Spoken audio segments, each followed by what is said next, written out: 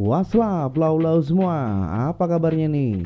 Semoga di hari ini lau-lau semua makin ciwi aja, makin semelehoy dan makin nampan aja.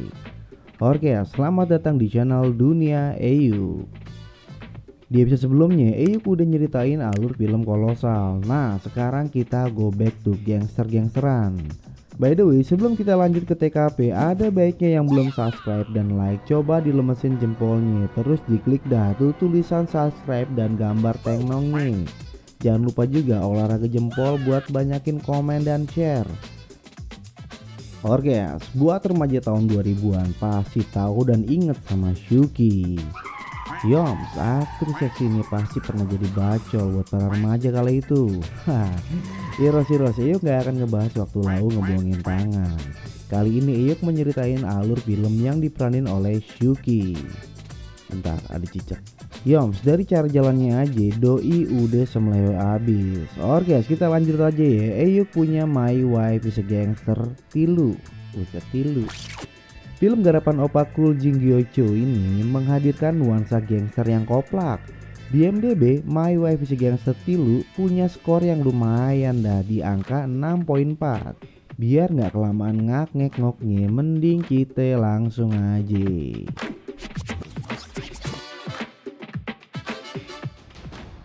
Film dibuka dengan tarian udel di sebuah pesta yang digelar oleh Bos Lim, seorang big boss mafia di Hong Kong. Di pesta itu, Bos Chiu, salah satu bos gangster, meminta anak perempuan Bos Lim yang bernama Aryong, yang diperankan oleh siapa lagi nih kalau bukan si imut Shuki.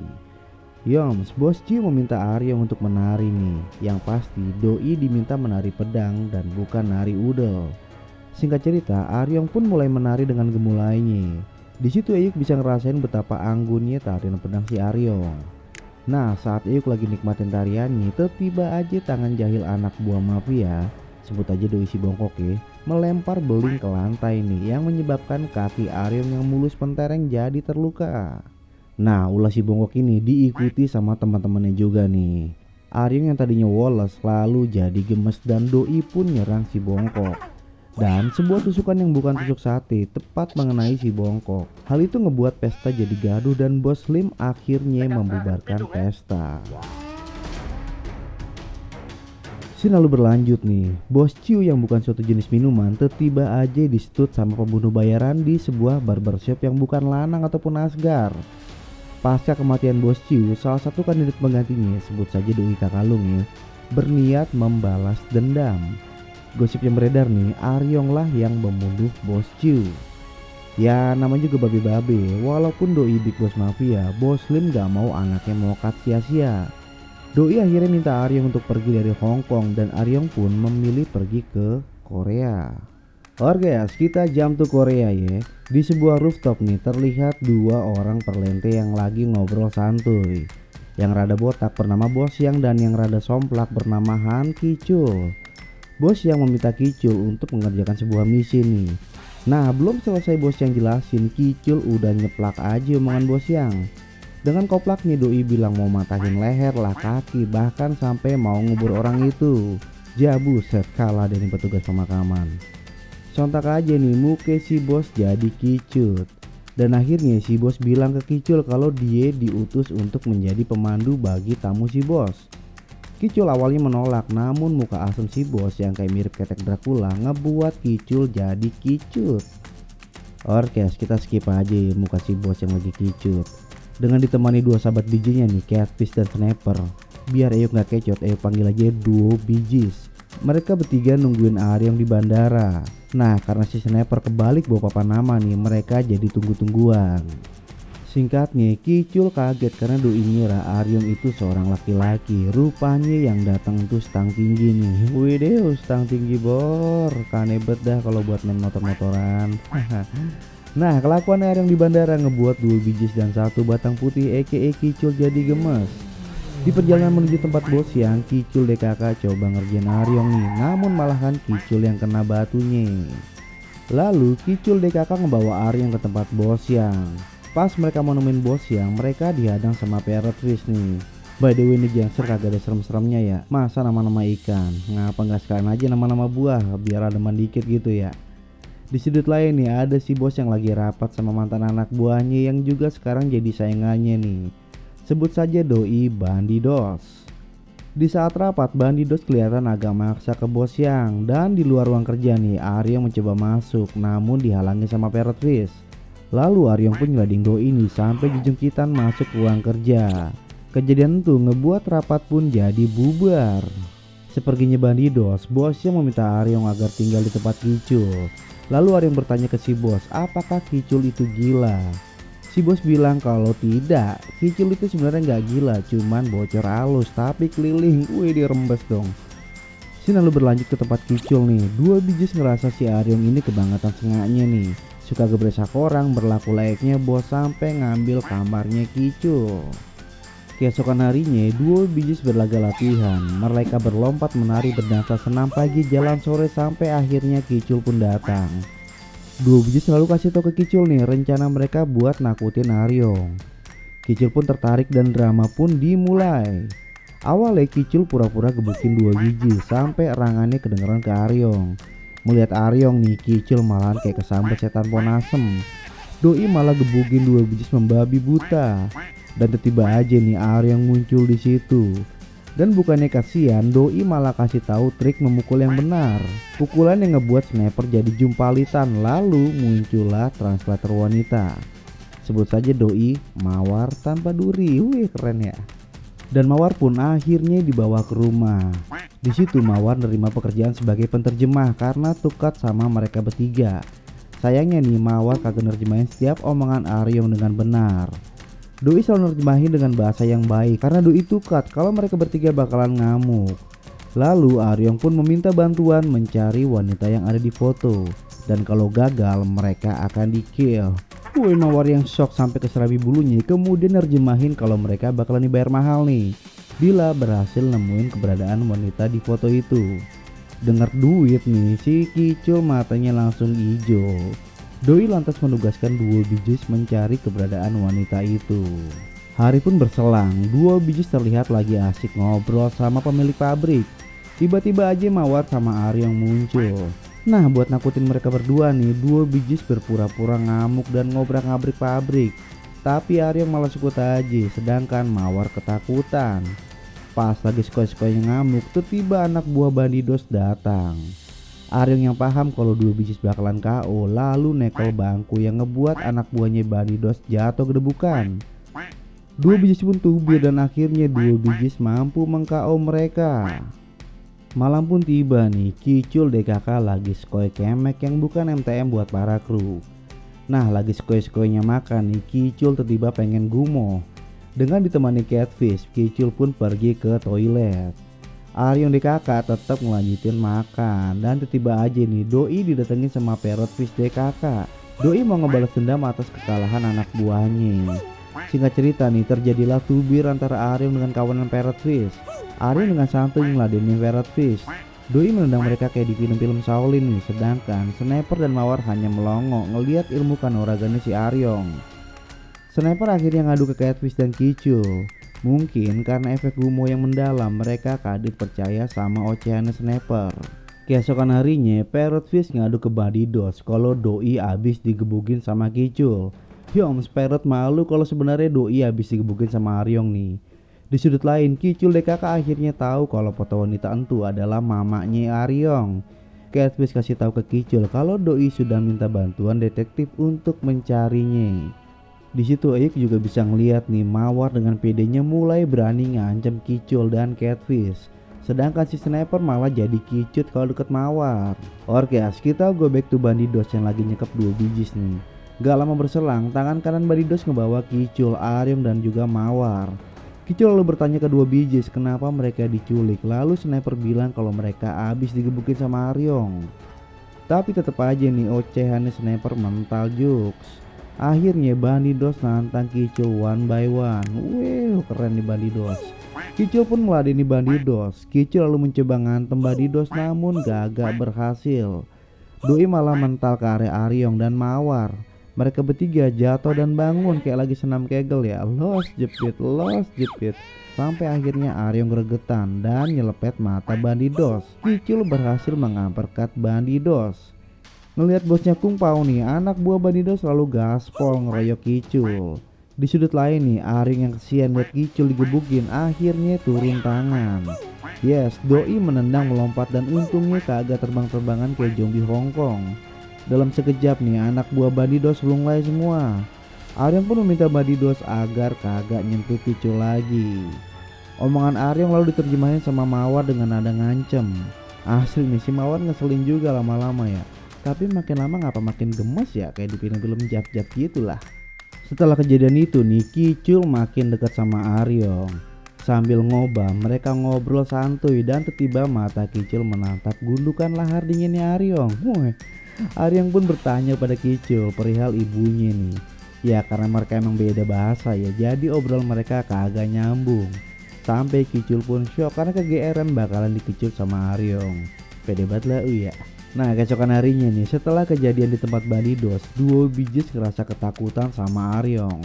Ditambah lagi nih kelakuan Mawar yang makin lama makin ngehe. Itu terlihat di scene ketika mereka lagi kemek pagi. Mawar dengan ngehenya minta sumpit Catfish. Ngerasa bete sama kelakuan Mawar nih, Catfish mau caw dari tempat makan. Namun again Aryong bilang ke mereka jangan takut. Tapi Mawar nerjemahinnya beda. Doi bilang ke Catfish buat duduk. Catfish yang ketakutan pun ngibrit dan duduk lagi. Scene pun pindah ke ruang kerja Pak Bos Siang. Di situ kita bisa lihat para bos kecil lagi ngadep bos Siang. Kicil yang baru aja sampai jadi kaget. Doi lihat Banidos lagi ngadep si bos. Nah seperginya Banidos nih, si bos terkesan sama kinerja Kicul. Lalu Doi pun mengangkat Kicul jadi tangan kanannya, menyingkirkan para bos kecil lain. Di sudut lain nih, terlihat kakak Lung menyewa jasa pembunuh yang tak lain adalah wanita yang nyetut bos Ciu. Sebut saja Doi Suketi. Doi ditugaskan sama si kakak Lung untuk nyetut Aryong. Scene lalu berpindah ke sebuah karnaval nih, terlihat Aryong, Mawar, Kicul dan duo Bijis lagi skoy-skoynya liburan. Di sudut lain, timnya Suketi udah ngebidik Aryong dan untungnya tembakan Doi meleset. Nah Aryong yang tahu mau di-stut akhirnya nyamperin Suketi, disusul oleh Kicul DKK. Pas ngeliat timnya Suketi bawa beceng nih, Aryong DKK langsung ngibrit kabur dari situ nih.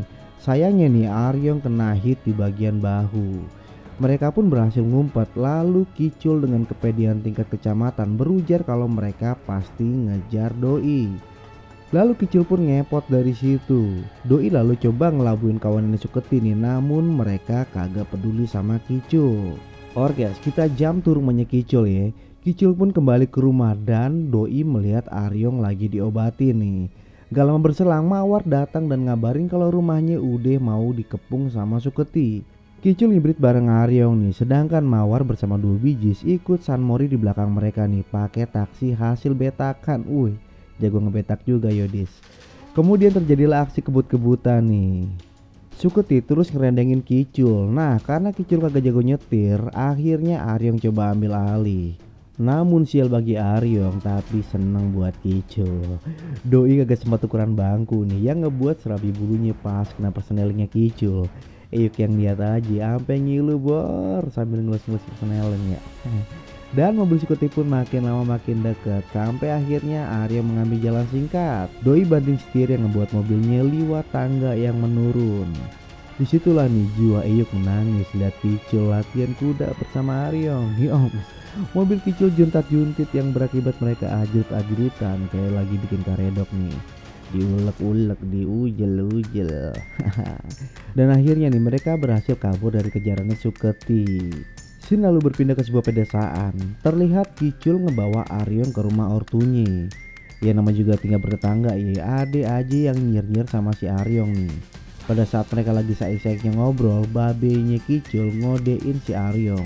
Doi pun ngelempar bata merah dan tepat ngena jidatnya si nyir-nyir. Kena dalau. Mengenak. Beberapa hari di sono nih, ortunya Kicul senang sama si Aryong dan ngira, ayam sempak. Beberapa hari di sono nih, ortunya Kicul pun senang sama Aryong dan ngira Aryong itu calonnya Kicul. Scene lalu berpindah ke sebuah tempat, terlihat Kicul dan Aryong ketemu sama Mawar dan dua Bijis. Ya karena kagak ada wartel ya di sono nih, Aryong lalu minjem HP-nya Mawar. Doi ngerasa ada yang kagak beres sama babenya. Di saat itulah Suketi DKK muncul. Doi lantas tantangin Aryong nih, dan dengan sekutnya Aryong nerima tantangannya si Suketi. Singkat cerita, singkat sempak nih yang bikin skrip. Singkat cerita, mereka tiba di sebuah tempat. Aryong berhadapan sama Suketi DKK dan tiba aja ada gosan muncul yang ngebuat banyak asap di sono nih. Ibarat Naruto nih, Aryong melempar pisau yang bukan pisau dapur ke arah Suketi DKK. Dua batang hitam itu pun langsung lunglai dibuatnya. Hal itu ngebuat Suketi makin menggila. Doi lantas menerjang Aryong dan terjadilah pergumulan tanpa hubungan intim. Mereka beradu ilmu kanuragan. Eyuk yang lihat aja ampe ada niatan buat ngelerai. Namun apa daya, Eyuk cuma res-resan ginang di kaleng kongguan. Apa coba nih? Dan akhirnya nih Suketi kena cus oleh Aryong. Asli pandangan Eyuk malah ketujuh sama Suketi ini. Doi terlihat makin semelehoy, apalagi keringatnya yang ke arah Bukit Merapi. Makin seger banget ya. By the way, Doi bawa matahari apa kagak ya? Mungkin lau-lau pada tahu dah. Oke, kita skip aja ke galauan Eyuk ya.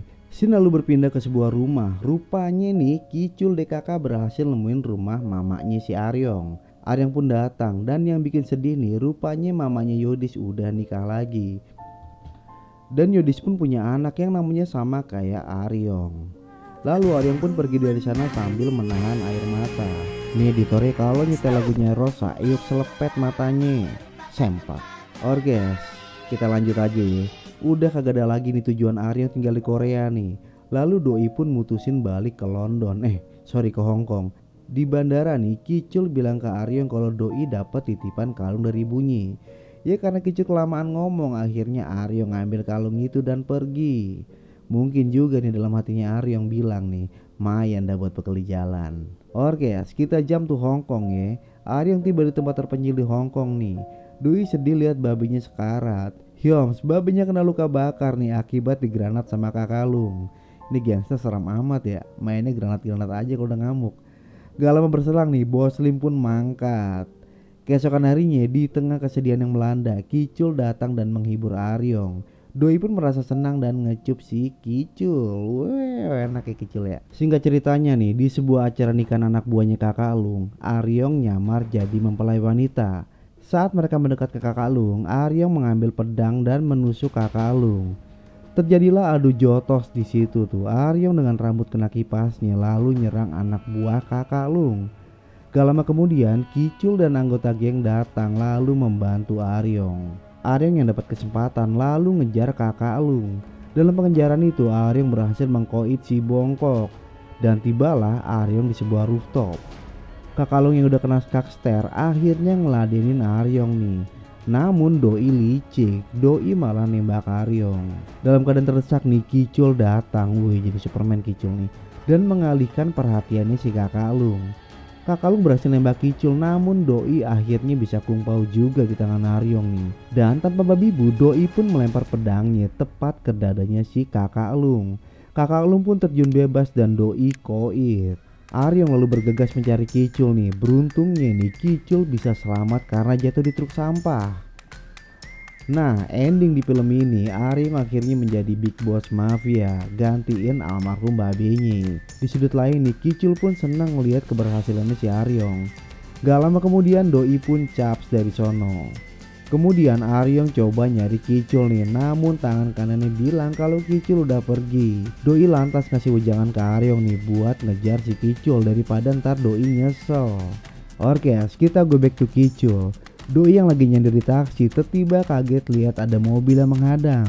Kemudian salah satu gangster turun dan meminta Kicul keluar dari mobil. Di saat yang bersamaan nih, mobil perlentenya Aryong pun tiba. Di situ Aryong minta Kicul buat ngelamar Doi. Kicul yang emang udah ngebat langsung bilang skoy. Ayo paham, pasti Doi ngebayangin main kuda-kudaan lagi. Dan film pun selesai.